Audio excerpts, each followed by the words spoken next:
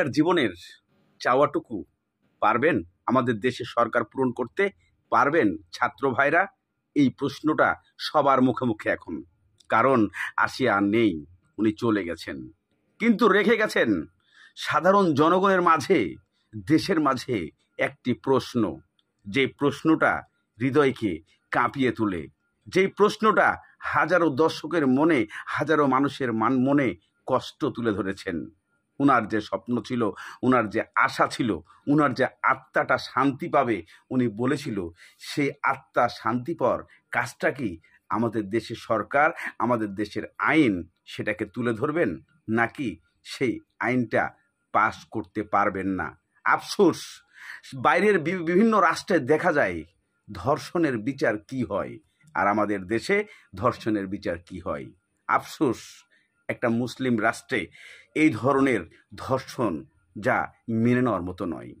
আজকে আসিয়া চলে গেছেন, শত শত আসিয়া এভাবে এখনো ধর্ষণের শিকার হচ্ছেন, কিন্তু আইন তৈরি হচ্ছেন না। এটা আফসোস।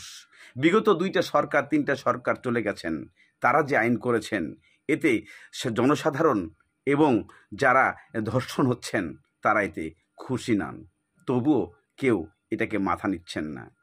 আজকে উচিত আমাদের দেশে 95% মুসলিম হিসাবে আইন অনুযায়ী তাদেরকে ফাঁসি দেওয়া।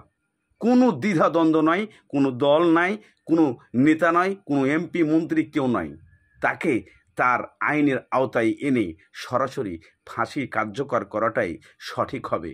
যেদিন এটা হবে সেদিনই আসিয়ার মতো ছোট্ট শিশুরা, আসিয়ার মতো বোনরা আর কখনো 8 বছর বয়সে আর ধর্ষিত হবে না, জীবন দিতে হবে না। কারণ হাসনাত আবদুল্লাহ একটা কথা বলেছেন যে তাকে মেরে ফেলা হয়েছে, উনি মরে নাই।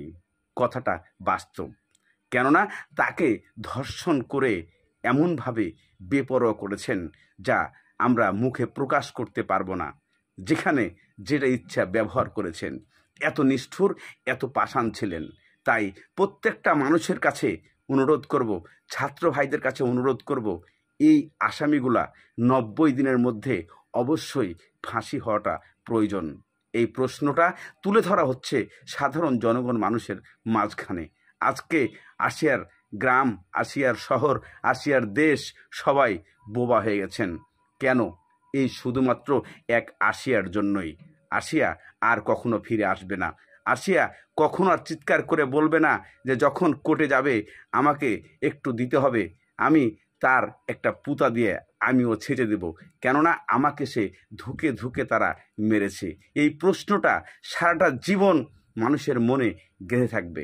তাই অনুরোধ করব যে এই আইনটা খুব শীঘ্রই পাশ করা এবং তাদের ফাঁসিটা কার্য